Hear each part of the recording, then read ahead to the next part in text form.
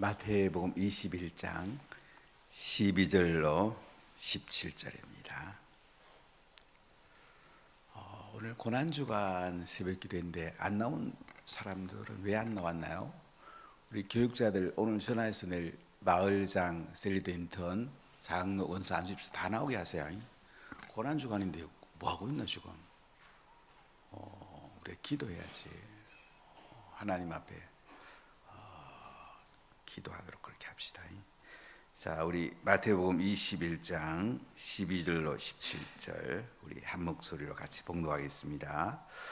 예수께서 성전에 들어가사 성전 안에서 매매하는 모든 사람들을 내쫓으시며 돈 바꾸는 사람들의 상과 비둘기 파는 사람들의 의자를 둘러 엎으시고 그들에게 이르시되 기록된 바 내 집은 기도하는 집이라 일컬음을 받으리라 하였거늘 너희는 강도의 소굴을 만드는도다 하시니라. 맹인과 저는 자들이 성전에서 예수께 나아오매 고쳐주시니 대상들과 서기관들이 예수께서 하시는 이상한 일과 또 성전에서 소리질러 호산나 다윗의 자손이여 하는 어린이들을 보고 노하여 예수께 말하되 그들이 하는 말을 듣느냐.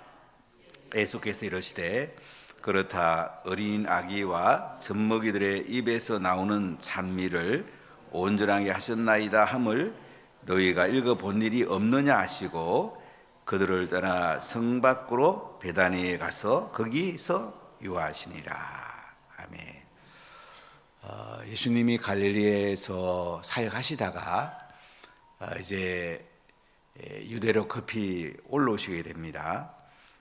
갈릴리의 여러 사람들, 올라오는 도중에 여리고에서 병 고친 사람이라든지 이런 여러 사람들과 함께 이제 베다니로 올라오십니다.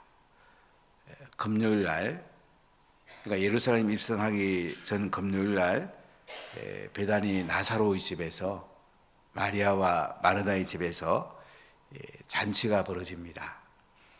이때 마리아가 옥합을 깨가지고 예수님의 발 아래 붓고 머리털로 씻는 예수님의 죽음을 장사하게 됩니다.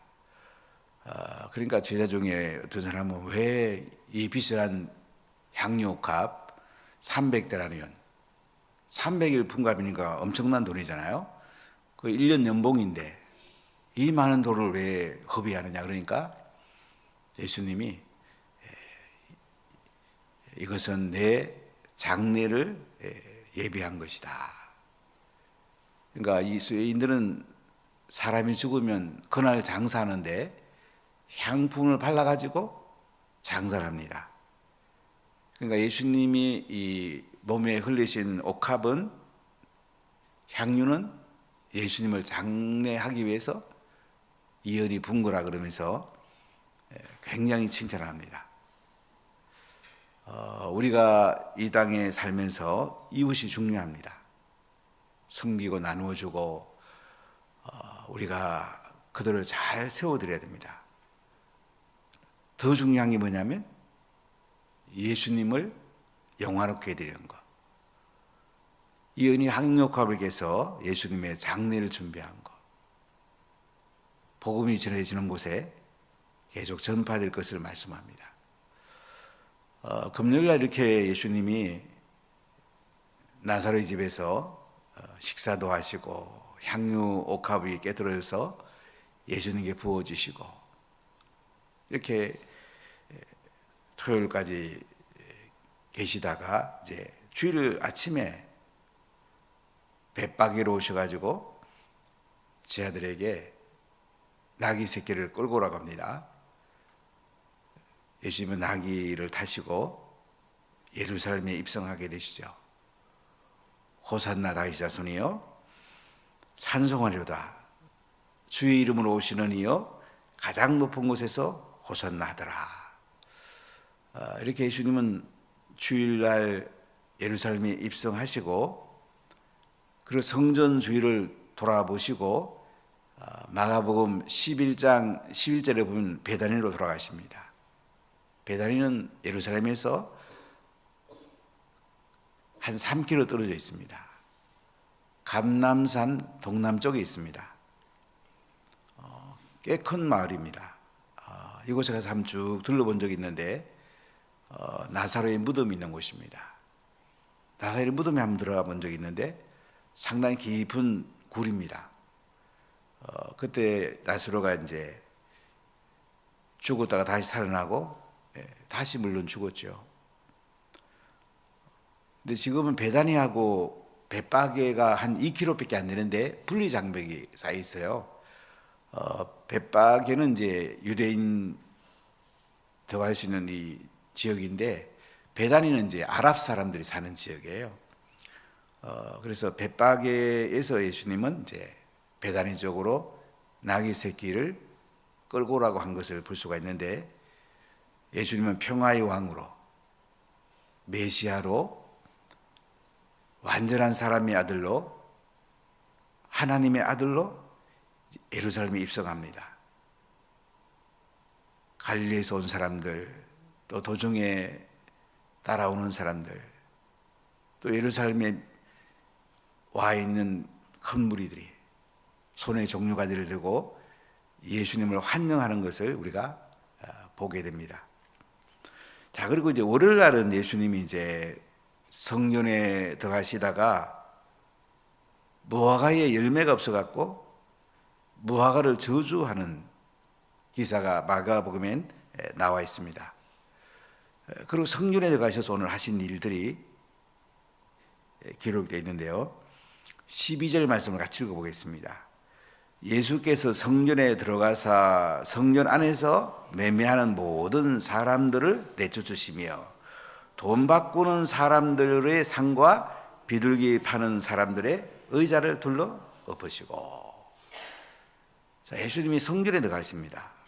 성전은 제물을 하나님께 드리고 예배드리는 곳이잖아요. 그런데 성전에 가보니까 좀 뭐하고 있습니까? 매매하는 모든 사람들을 내쫓으셨다. 여기서 비둘기를 팔고 양을 팔고 돈을 받고 이러고 있는 거예요. 자, 이거 무슨 얘기냐면 하나님 앞에 깨끗한 제물을 드려야 됩니다. 부자들은 소를 드릴 수도 있고 양을 드리기도 하고 가난한 사람은 비둘기를 드리기도 합니다. 근데 이스라엘 백성들이 멀리서 오다 보면은 이제 제물에 흠이 있어 드릴 수 없게 되는 경우가 와요. 대부분 이제 멀리서 오는 사람들은 예루살렘에 와서 이제 제물을 사가지고 하나님 앞에 드리게 되는데 원래 이 매매하는 것이 기드론 골짜기에 있었습니다. 그러니까 감람산하고 예루살렘 성전 사이에 깊은 계곡이 있습니다. 이 기드론 골짜기인데 이곳에서 팔다가 가야바가 대상이 된 뒤에는 이방인 뜰에서 이것을 팔 수 있도록 허락을 해줍니다. 가야바가 이권을 더 챙긴다는 말이죠. 이 장사들이 재물을 팔고 나면 이제 일부는 대상에게 갖다 바치겠죠. 이권을 챙기려고 이제 이방인의 뜰까지 와가지고 매매하고 있는 거예요. 그래서 예수님이 이제 성전 안에서 매매하는 모든 자를 내쫓으시고, 그 다음에 돈 바꾸는 사람들을 이 상과 비둘기 파는 사람들이 의자를 둘러 엎으셨다. 돈 바꾸는 사람, 환전상. 이스라엘 백성들은 성전에 들어가려면 성전세를 해야 됩니다. 성전세가 2분의 1 세겔, 2 드라크마입니다. 2 데나리온. 이틀의 그 품값에 해당하는 돈을 내야 돼요. 이 당시 로마가 이스라엘을 지배하고 있었기 때문에 대부분 이스라엘 백성은 로마 화폐를 가지고 예루살렘으로 옵니다. 근데 로마 화폐는 황제의 신상이 새겨져 있기 때문에 유대인들은 이것을 우상으로 여겼어요. 그래서 성전세로 드릴 수가 없습니다. 환영상들에게 이제 아무 우상이 새기지 않은 그 동료를 바꿔가지고 성년설을 해야 되겠습니다. 그러면 환영상도 있고 비둘기 바른 사람도 있고 양 바른 사람들도 있고. 오늘 예수님이 어떻게 합니까? 매매하는 모든 사람을 내쫓으시고 돈 바꾸는 사람들의 상과 비둘기 파는 사람들의 의자를 둘러 엎으시는 걸 볼 수가 있습니다. 예수님이 상당히 과격하시죠? 기억할 대로 확실히 하시죠? 자, 읽고 나서 어떻게 말씀하는지 볼까요? 13절 같이 읽어보겠습니다. 그들에게 이르시되 기록된 바 내 집은 기도하는 집이라 일컬음을 받으리라 하셨거늘 너희는 강도의 굴을 만드는도다 하시느라. 성전은 뭐 하는 곳입니까? 하나님 앞에 제물 드리면서 예배 드리는 곳이죠. 기도하는 집이라고 그러잖아요. 이사야 56장 7절에 보면 성전은 만민이 기도하는 집이다. 누구든지 와서 기도하는 곳이 성전이에요. 저희들은 코로나 중에도 이게 문은 안 잠갔는데 누구든지 와서 기도하는 곳이 성전이에요. 기도하면 좋잖아요. 처음에는 이제 문 열어놓으면 혹시 뭐 없어지는 것도 있으면 어쩔까 이 생각 해봤어요. 잠깐요. 근데 하나님 제게 와닿는 감동이 있었어요. 설령 뭐가 없어지는 한이 있더라도 기도하는 게 더 중요하다. 기도하는 게 더 중요하잖아요. 근데 감사하게도 지금까지 아무것도 없어진 적이 없어요. 보통 이제 보면 교회를 문 잠근 데가 대부분이잖아요. 여러분, 성전은 기도하는 집이에요.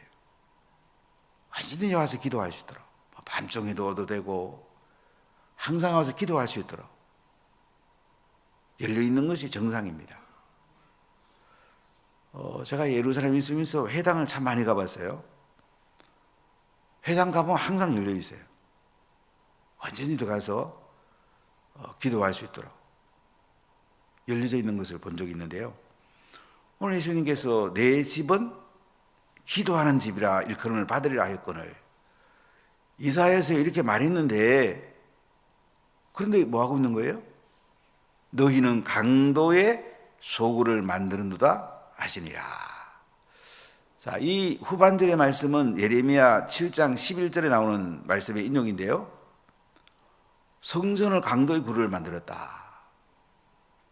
강도는 남의 물건을 빼앗고 폭력을 행사하고 그러잖아요. 물건을 빼앗아 가지고 소굴에 갖다가 이제 보관을 하겠죠. 또 나누어 가지고 이렇게 하겠죠. 다음 강도할 곳이 어딘가 또 프로젝트를 짜겠죠. 강도로 교회를 만들었단 말이에요. 아주 예수님이 센 말씀을 인용해서 니들 기도해야지. 성전이나 기도해야지 그래. 물건이나 팔고 돈벌이 하는 장소로 쓰면 되겠냐?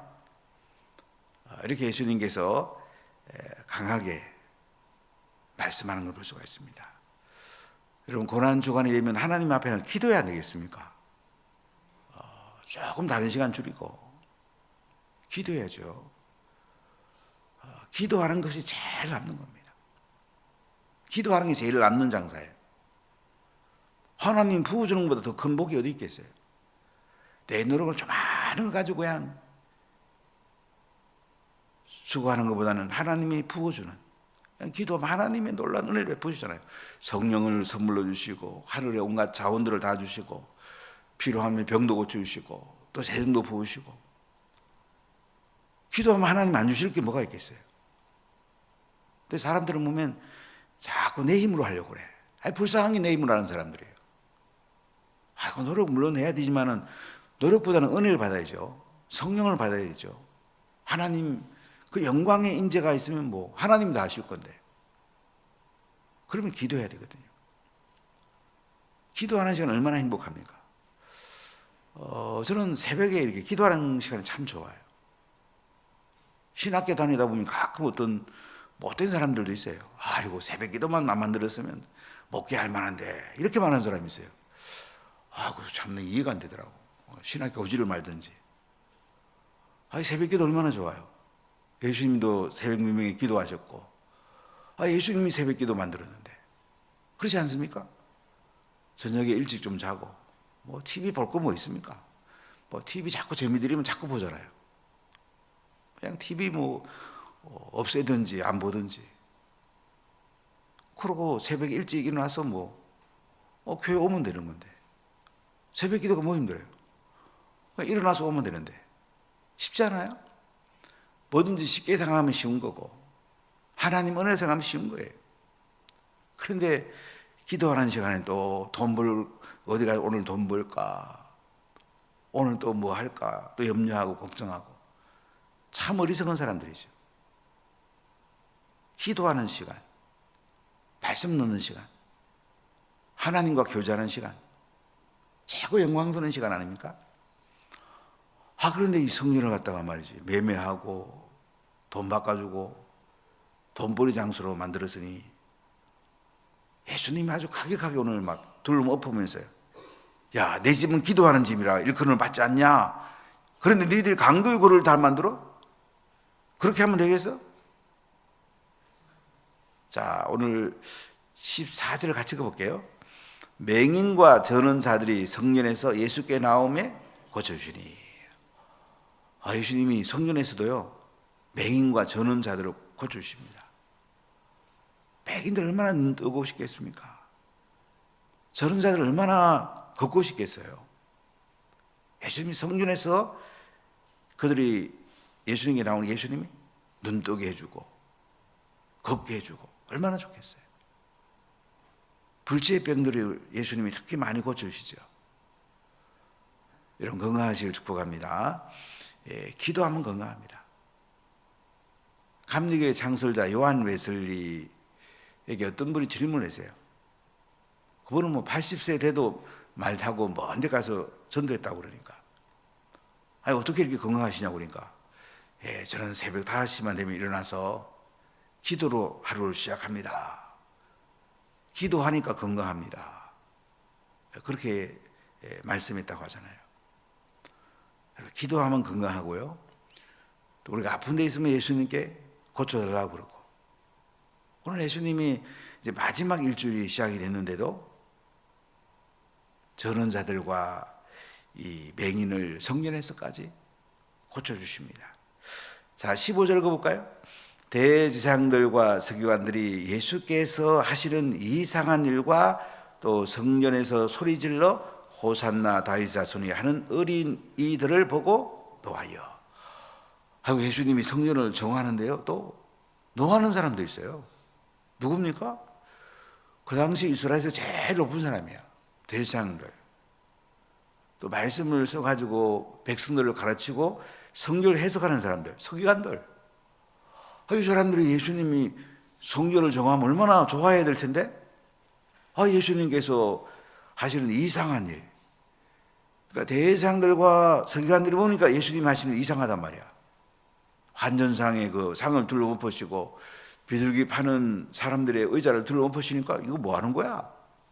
이상한 일을 얘기했어요. 근데 이 이상한 일이라는 구절을 예수님의 관점에서 보면,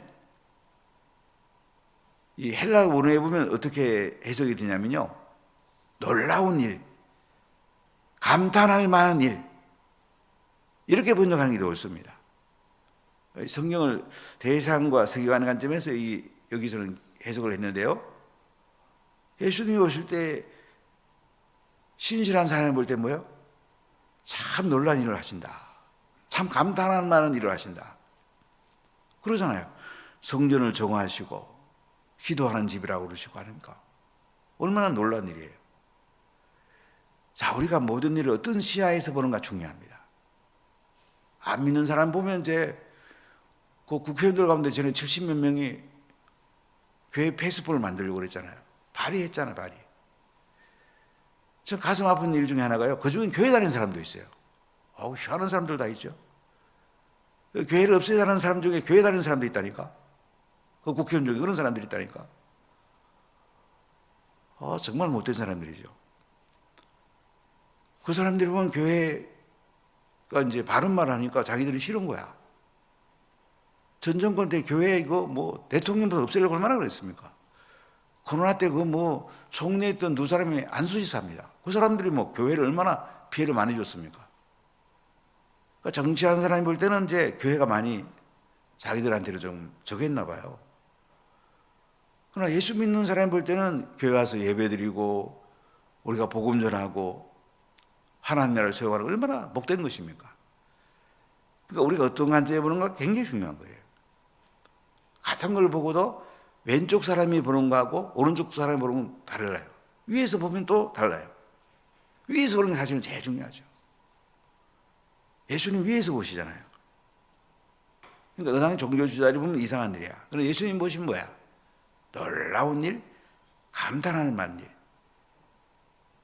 특히 이 속에서는 이제 맹인들과 전원자들 고쳐주니까 종교주자들은 싫은 거죠.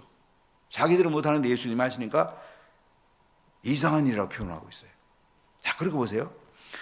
또 성전에서 소리질러 호산나 다윗 자손이여 하는 어린이들을 보고 노예다. 예수님이 예루살렘에 입성하실 때 막 호산나 다윗 자손이여 손에 종려가지를 들고 얼마나 대환영을 했습니까? 이 종교자들이 이거 싫은 거야. 그래서 그들은 호산나 다윗의 자손이여 하는 어린이들을 보고 화가 난 거야. 자, 여기에 대해서 예수님이 어떻게 하는지 볼까요? 16절 읽어보겠습니다. 예수께 말하되 그들이 하는 말을 듣느냐? 예수께서 이르시되 그렇다. 어린 아기와 젖먹인 이들의 입에서 나오는 찬미를 온전하게 하셨나이다 함을 너희가 읽어본 일이 없느냐 하시고. 자, 예수님께 이 말하기니까 그들이 하는 말을 듣느냐. 그리고 예수님 뭐라고 그래요? 그래, 어린아이와 젖먹이들의 입에서 나오는 찬미를 온전하게 하는 것을 너희가 읽어본 일이 없느냐.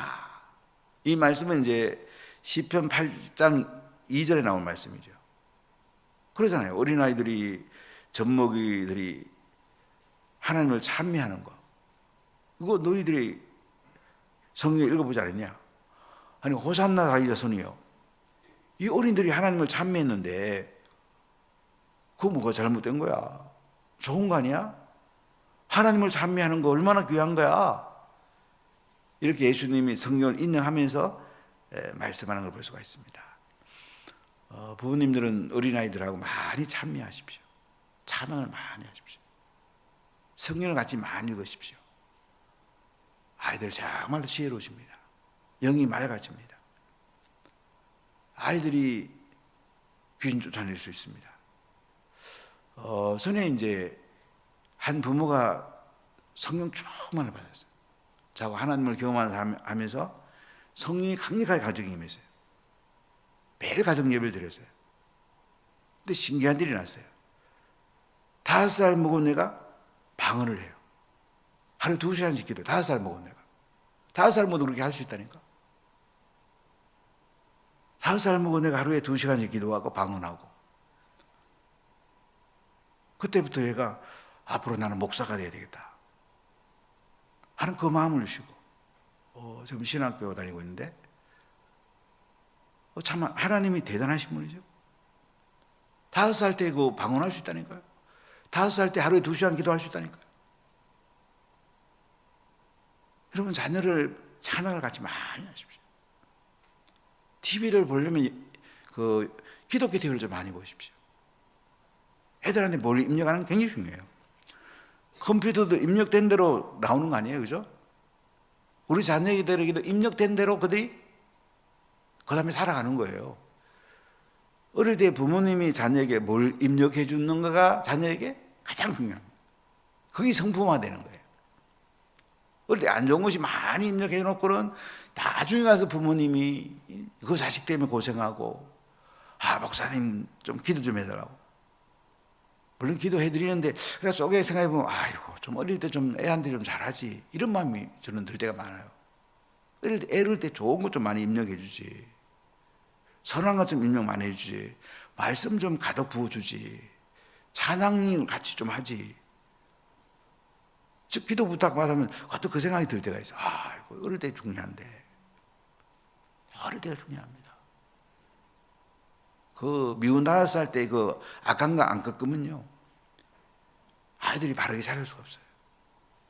안 믿는 사람도 미운 5살 때 그 성품을 바로 세우려고 막 악한 거 꺾어주는데, 부모가 애들 원하는 대로 해줘버리면, 말씀이 안 들어가면요, 정말 나중에는 그 아이 때문에 마음 아플 때가 너무 많아요.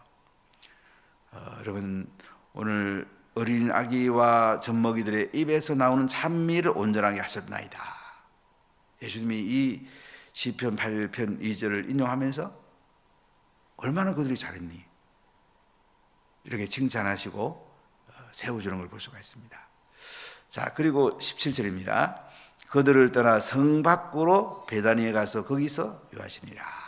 월요일 저녁에도 베다니에 가서 아마 나사렛 집에서 머무셨던 것 같아요. 거기 주무시고 이제 또 쉬시는 걸 볼 수가 있습니다. 여러분, 1년 중에 다 중요합니다. 그러나 예수님의 마지막 일주일의 기사가 마태복음에도 30%, 요한복음 같은 데 뭐 훨씬 더 많아요. 마지막 일주일이 그렇게 중요하다는 얘기죠. 예수님은 십자가에 죽으시러 오신 분이에요. 우리 죄를 짊어지고 십자가에 죽으러 오신 분이에요.